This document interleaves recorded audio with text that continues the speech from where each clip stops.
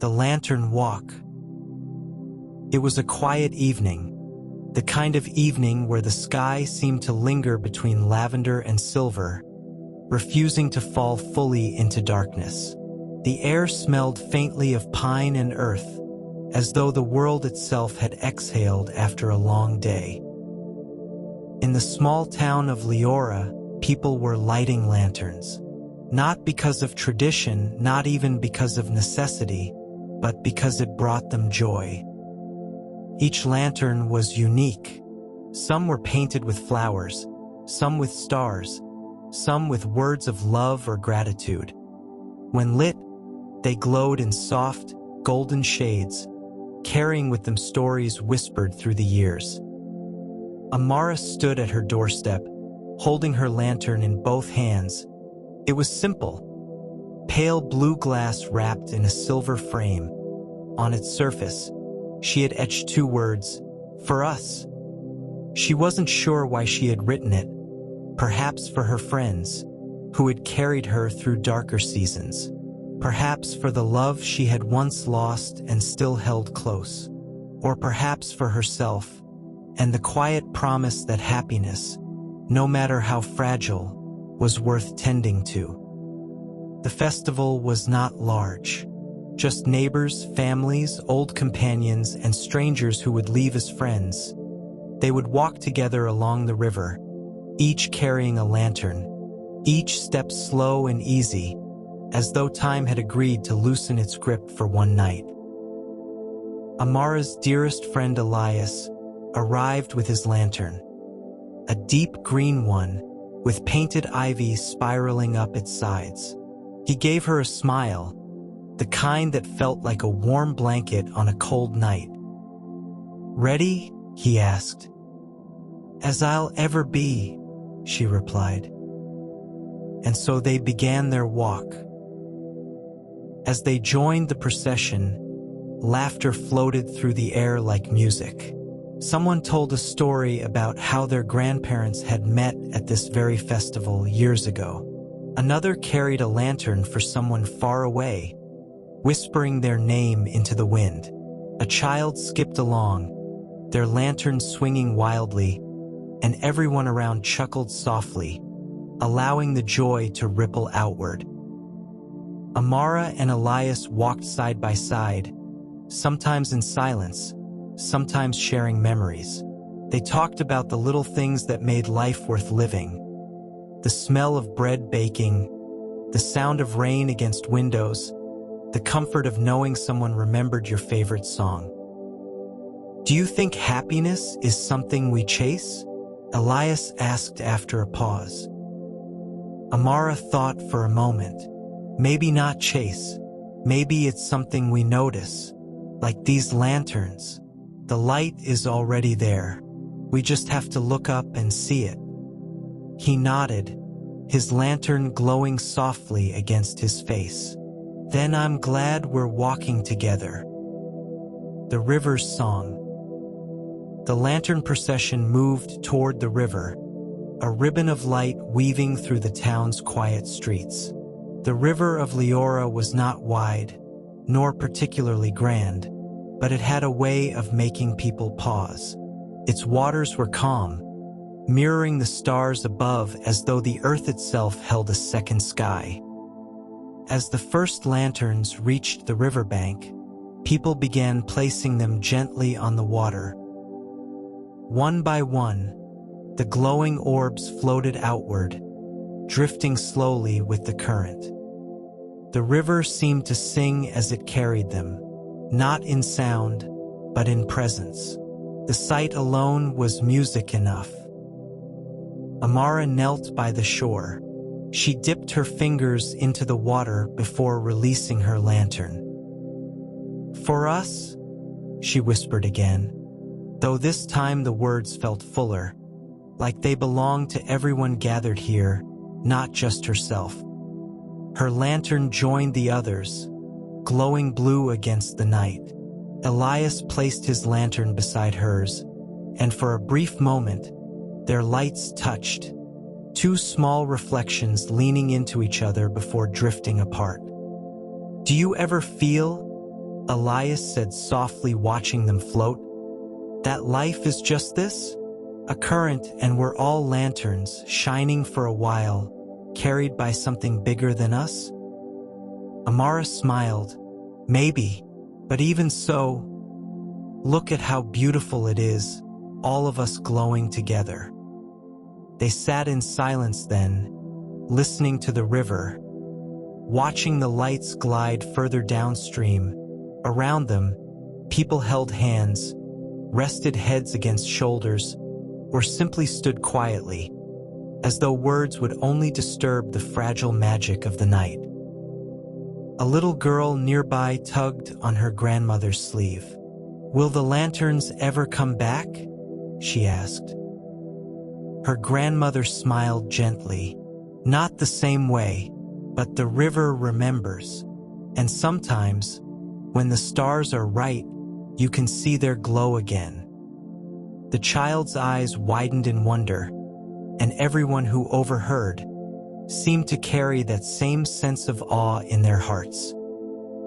Amara leaned back into the grass, gazing at the stars overhead. "It's strange," she said. "I used to think happiness had to be something big. Achievements, milestones, grand gestures. But lately, I think it's this. These small, fleeting moments. A walk, a friend beside me, lanterns on the river." Elias lay down beside her, folding his arms behind his head. Maybe happiness isn't something we chase or even something we notice. Maybe it's something we build, moment by moment, and tonight is just one of those bricks in the wall. She turned her head, smiling. That's a comforting thought, that it stays with us, somehow. And though they said nothing more, the silence between them was soft, full of unspoken love. Not the romantic kind, though once it might have been, but the kind that grows with time, rooted deep, steady and unwavering. The Garden of Wishes. After the lanterns had floated far down the river, the procession moved toward the old garden on the edge of town. It was a place most people only visited during the festival, though throughout the year volunteers kept it alive. Roses climbed stone arches, jasmine tangled itself along fences, and soft paths of moss and soil wound between trees that seemed to hum with quiet age. At the center of the garden stood a great oak. Its branches spread wide like open arms, and its roots stretched so deep that children often imagined they touched the heart of the earth itself. From those branches hung countless slips of paper, each tied with a ribbon. Wishes written by those who had come before. Some were faded and nearly unreadable, others newly tied, edges crisp and white. There were wishes for love, for healing, for strength, for laughter, for the kind of peace that only arrives when you stop searching for it. Amara reached into her pocket and pulled out a folded piece of paper. She had written her wish earlier that day, but hadn't yet decided whether she was brave enough to leave it here. "What did you write?" Elias asked gently, noticing the hesitation in her hands. She smiled, a little shyly. "It's not a wish just for me. It's for everyone I love." I wrote, "May we always remember that the light in us is real, even on the days we forget to see it." Elias's eyes softened. He reached into his coat and pulled out his own slip of paper. "Mine says, may we be gentle with each other and with ourselves." They tied their wishes side by side on the oak, ribbons fluttering as if the tree itself sighed in gratitude. Around them, others hung their papers, sometimes with tears, sometimes with laughter. A young couple wrote their names together on one slip. An elderly man pinned up a wish and whispered something no one else could hear. A group of friends laughed as they teased one another about what they had written, though behind the laughter lay sincerity. The tree swayed lightly in the evening breeze, carrying the sound of hundreds of ribbons brushing together like whispers in the dark. Amara and Elias sat on a low stone wall near the oak, their lanternless hands finally free. "Do you ever wonder," Amara said, "what will happen to these wishes? If they'll come true, or if they'll just stay here, rustling in the branches forever?" Elias thought for a moment. Maybe the point isn't whether they come true. Maybe it's the courage it takes to release them, to admit what we long for, and then let the world hold it with us. She nodded slowly, her chest warming at the thought. "That feels right." They fell into silence again, the kind that comes only with deep trust, the kind where silence doesn't mean absence but presence. And so the night deepened. Somewhere, someone played a quiet tune on a violin, the notes weaving themselves through the garden like threads of silver. Lantern light flickered against stone and leaf, blending with starlight until it was hard to tell where earth ended and sky began. Amara leaned her head lightly against Elias's shoulder. He didn't move, except to breathe a little deeper, as if anchoring the moment in his memory. In the hush of the garden, surrounded by wishes, they let themselves simply exist, not as seekers, not as dreamers, but as friends, whole and enough, exactly as they were. The circle of stories. As the music from the violin faded into the distance, the crowd slowly drifted from the garden toward a meadow that opened wide beneath the sky. Here, bonfires had been lit, their flames glowing orange and gold, crackling like laughter waiting to be shared.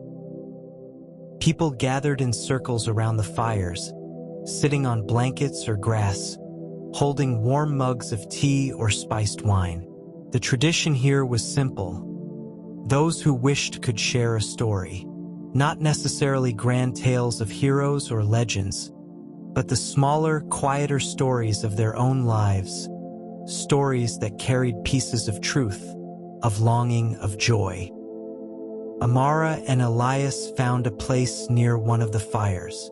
The heat was comforting after the cool air of the river and garden. Sparks lifted into the night, like tiny stars joining the heavens above. An older woman began the first story. She spoke of a time when she had felt utterly lost, until a stranger had stopped her on the road, offering directions, yes, but also kindness.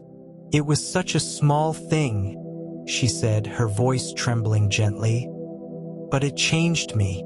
It reminded me that the world is not made of stone and walls. It is made of hands, reaching for one another." The circle sat quietly, listening. Some nodded, some closed their eyes. Then another person began, telling a story of friendship that had lasted since childhood. Through distance, through silence, through everything that might have broken it, but never did. Elias leaned closer to Amara and whispered, "I don't know if I could tell a story here. I wouldn't know where to start." She smiled. "Start with something true. The rest will find its way." When it came to him, Elias hesitated only a moment before speaking. "My story," he began, "is about the first time I realized that love doesn't have to be loud to be real. I was 16, and I thought love was fireworks, music, passion that never rests. But then one day, a friend sat with me in silence when I was hurting, and she didn't try to fix it. She just stayed. That's when I understood. Love can be quiet. Love can simply be presence." Amara felt her throat tighten. She remembered that day too, though she hadn't known he carried it like this. She reached for his hand beneath the firelight and gave it the gentlest squeeze. The circle was still, every face softened by his words. Then a young man spoke, telling of the time his dog had taught him patience, and laughter rippled warmly through the group. And so the stories flowed like rivers feeding a lake. Each voice, each memory, each truth added to something larger. A tapestry woven of lives lived and hearts bared. When the fire burned lower and the night grew deeper, Amara spoke. Her voice was quiet, almost hesitant. "My story," she said, "isn't long. It's about tonight. It's about standing beside someone I trust, walking with friends and strangers, seeing our lights drift together on the river, tying wishes to an old oak, and hearing your stories now. It's about realizing that happiness isn't something I lost long ago or something I need to chase. It's here, right here, in this moment." Her words lingered in the air, held tenderly by those around the circle. No one spoke right away because no one needed to. The silence was answer enough. The fire crackled, the stars glowed, and the meadow seemed to breathe with them all. Time slowed, softened, until the night itself felt like a friend. The path of quiet steps. When the last story was told and the fires began to dwindle into glowing embers, the meadow grew hushed. People wrapped blankets around their shoulders, some yawning, some leaning into each other with the easy closeness that only comes at the end of a long, gentle evening. Amara and Elias rose together, walking slowly away from the fire. The air was cool now, carrying the faint scent of smoke and jasmine, mixed with the sweetness of distant fields. Crickets sang softly, their steady rhythm filling the pauses between footsteps. They followed a narrow path that wound toward the hills beyond the town. Fewer people walked this way. It was the quieter trail, chosen by those who wanted to stretch the night a little longer before returning home. "Do you ever feel," Amara said after a long silence, "that nights like this are what we'll carry when we're old? Not the noise of achievements or the worry of mistakes, but the simple times when we walked, when we listened, when we laughed." Elias nodded slowly. "I think so. When I picture myself old, I don't imagine holding medals or lists of things I've done. I imagine holding memories that feel like lanterns, and tonight will be one of them." They walked on, the earth soft beneath their steps. Above them, the stars seemed sharper now, as if the sky itself leaned closer. At a bend in the path, they came to a small wooden bench overlooking the valley. They sat together, their shoulders brushing, gazing at the scattered lights of the town below.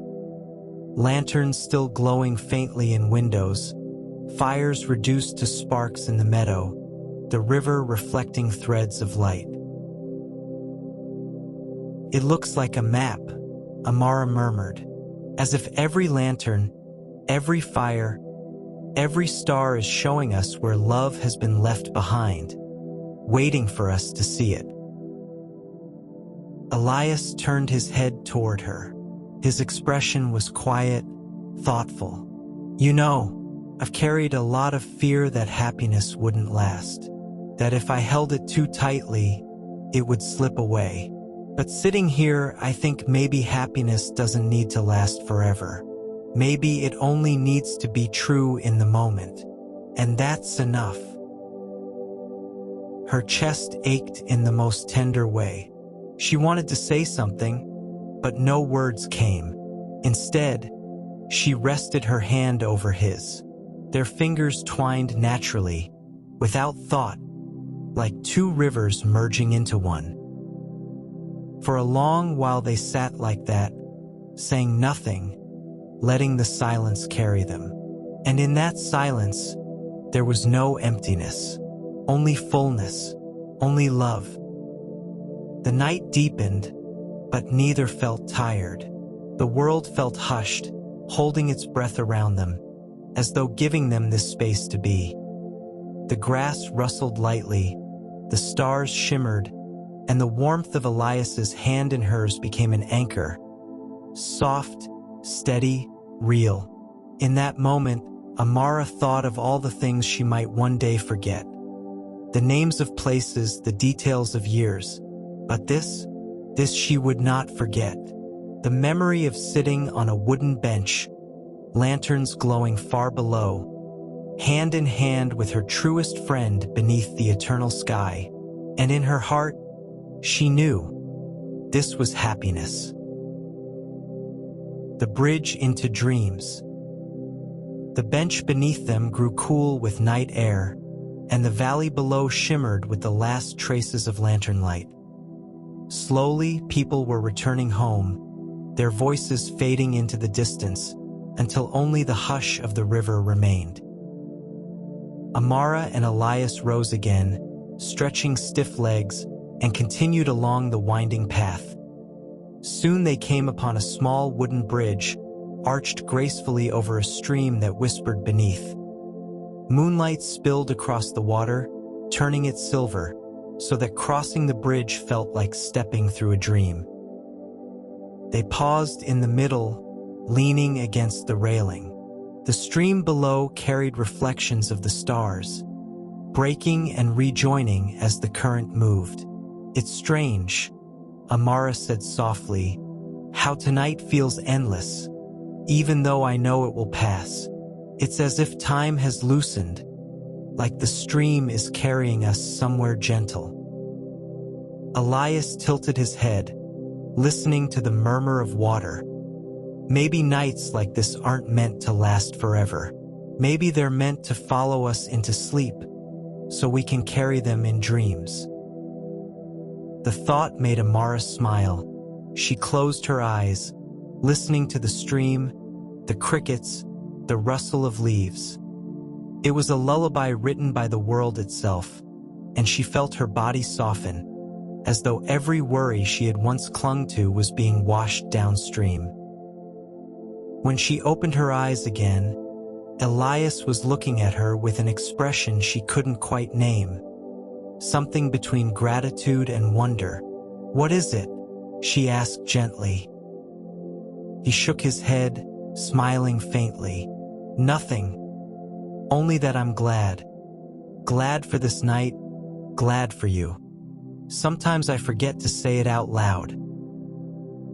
Her chest warmed, a quiet ache of tenderness. "Then let me say it back. I'm glad for you too, always." They didn't need more words. Their silence was a conversation of its own, spoken in glances, in the way their shoulders brushed, in the stillness of their hands resting side by side on the railing. Beyond the bridge, the path led upward, toward the hill where dawn would eventually touch first. They began the climb slowly, their steps unhurried, each one carrying them deeper into the embrace of the night. The town lay far behind them now, lanterns dimming into memory. Ahead stretched the quiet, endless sky, full of stars, full of promise. And though they did not speak it, both knew. They were no longer just walking through the night. They were walking into the beginnings of dreams, carrying with them the light of friendship, the warmth of love, and the peace of knowing that happiness had been found. Not in some far-off future, but here, step by step, in the gentleness of now. The hill of quiet dawn. The climb up the hill was slow but steady. Each step crunched softly on the path, and the world around them grew even quieter, as if all of Leora had tucked itself to sleep. The stars stretched wide overhead, no longer distant points of light but companions, watching over the two as they ascended. At the crest of the hill, they found a meadow. open, tender, crowned with wildflowers that swayed in the night breeze. The grass bent easily beneath them as they lay down side by side, gazing at the infinite sky. No lanterns here, no fires, no music, only the steady breath of earth, the shimmer of constellations, and the closeness of a friend whose presence was enough to make the silence sing. Amara let her eyes wander the stars until they blurred softly, her body heavy with the sweetness of near sleep. Do you think that the best parts of life are like this? Not loud, not grand, but gentle enough to carry us into dreams? Elias turned his head toward her. I think so. The best parts are the ones that let us rest. In ourselves, in each other, in the knowledge that we are not alone. She closed her eyes, smiling faintly. Then this is the best part. He chuckled quietly, but said no more. Instead, he let the silence hold them, the meadow wrapping them in its calm. Time drifted. The stars wheeled slowly above.